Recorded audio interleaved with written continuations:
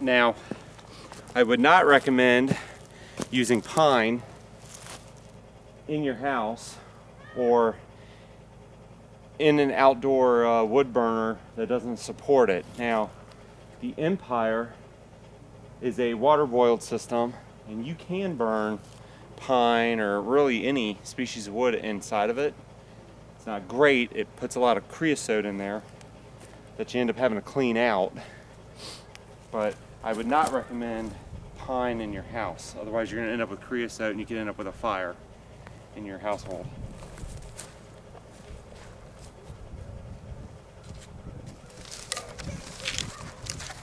Now we're back to one of these guys.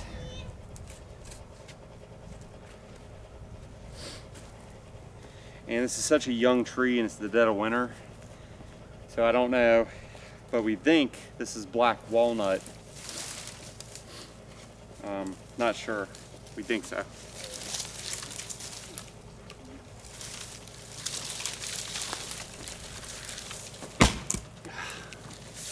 You can see the axe bounce right off of it. That's that water. It's just saturated.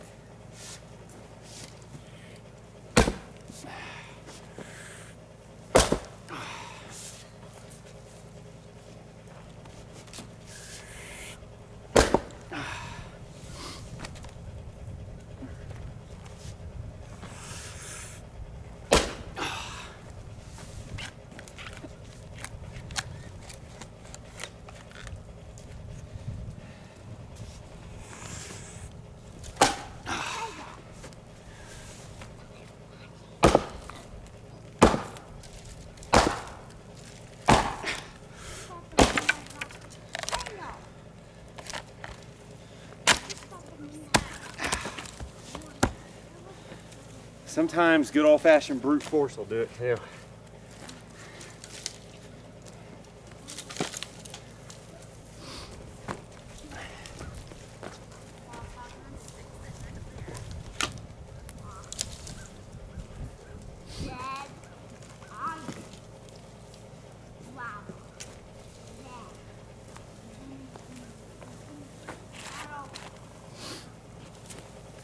How's the wood dragging going? Nice. See how low that thing is? Yeah, I do. You guys are doing a great job.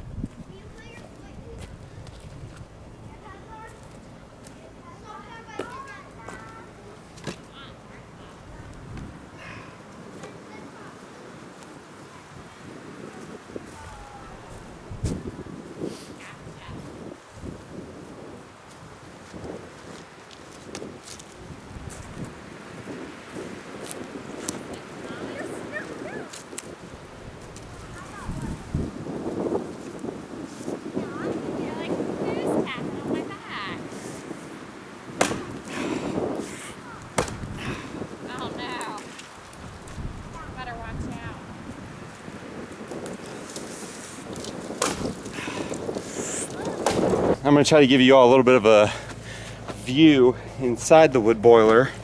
I've been letting it burn down a little bit because of all the wet lumber we've had.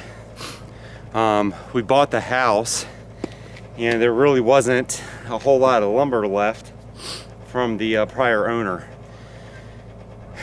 And in retrospect, we probably should have bought some lumber and had somebody bring it up here and drop it off. But we're trying to, save some money. So we have to clear this area off anyway for gardening. And there's a lot of pine trees back there. That makes the dirt very acidic. So it's not gonna work very good. So we kind of felt like, okay, let's kill two birds with one stone. Let's go through here and maybe clear cut this a little bit, and then we can use the lumber in the wood boiler. Problem is we've had so much rain and so much snow sitting on top of that everything's kind of saturated out here.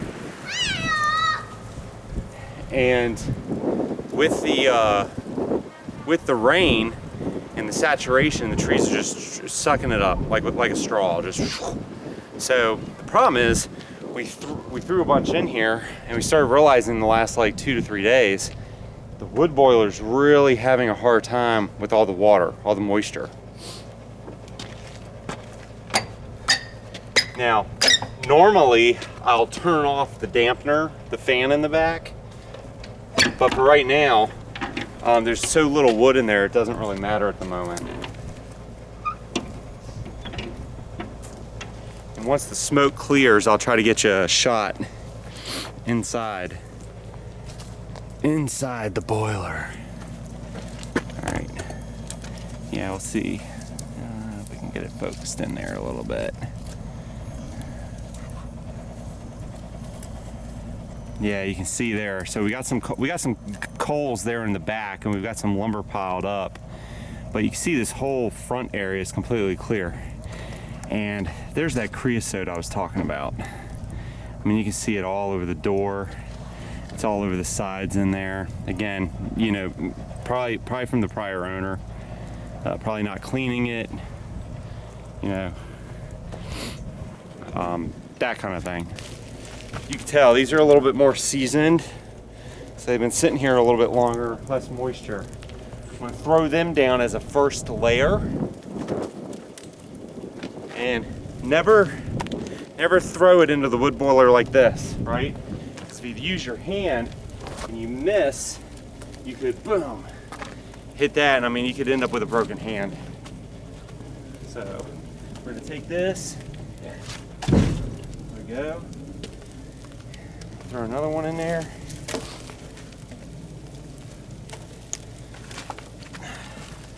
Yeah, this is super dry. So that'll be perfect.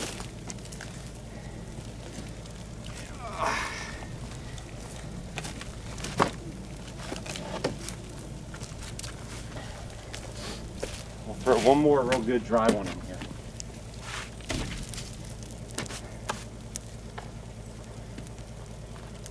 All right, and then what I'm gonna do is I think I'm gonna throw some of that wet in here, but I'm gonna throw them in there in such a way, I don't know if you can see this, but I'm gonna throw them in there in such a way that they're kind of leaning like this.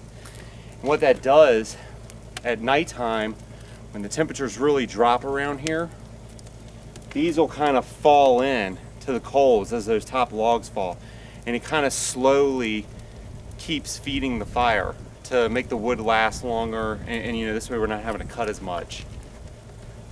So what I'll do is I'll kind of throw a couple of these in there like that and just lean them up against it.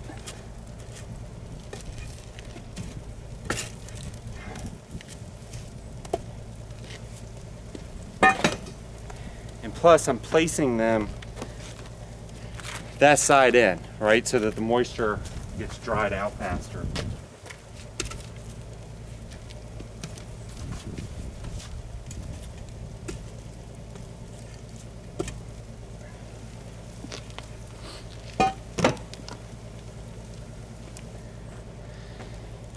And I don't really want to put any of the real wet ones in that I just split, so I'm going to use some of the ones I had split the other day.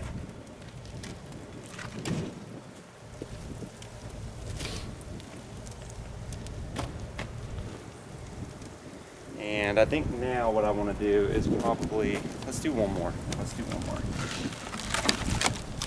This one.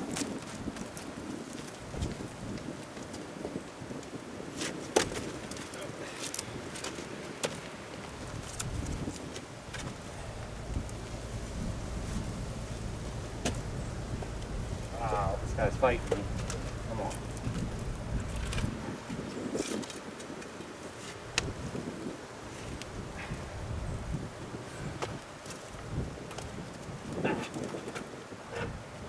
There we go.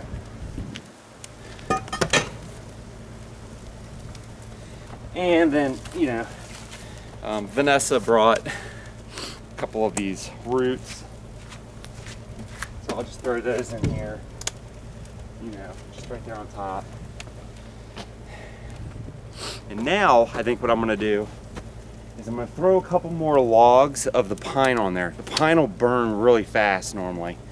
It's because it has that pine sap, and it, you know, it turns to pitch, and pitch just lights on fire. I mean, that's why this is as black as it is. It almost looks like glass, and it's kind of sticky. It's because like pines, you know, lets that pine sap off like a glue.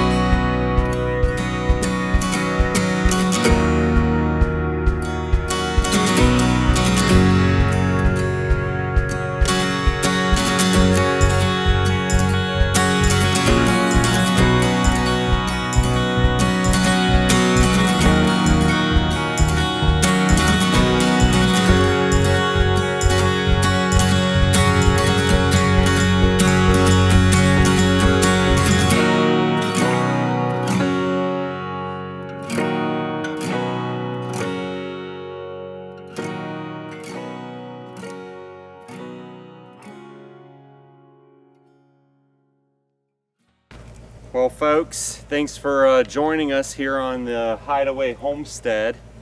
This is our very first video, and there's a lot of new stuff going on here for us. Never really flown a drone before, so we got some drone footage. You know, we got some new camera equipment, you know, what I'm talking to you on right now. I've got some audio equipment in the house that I haven't even unpacked yet. But hopefully you'll stick around with us. The plan is that we're going to be doing a lot of different things here on the homestead, and it's brand new for us. I mean, the entire experience. Even the wood boiler, I knew nothing about wood boilers, and I'm kind of having to learn, no pun intended, trial by fire here. So yeah, we're like I said, we're just trying to figure things out. I'm probably gonna try to post at least one video a week. We'll see. I'm trying to learn how to do the video editing software as well.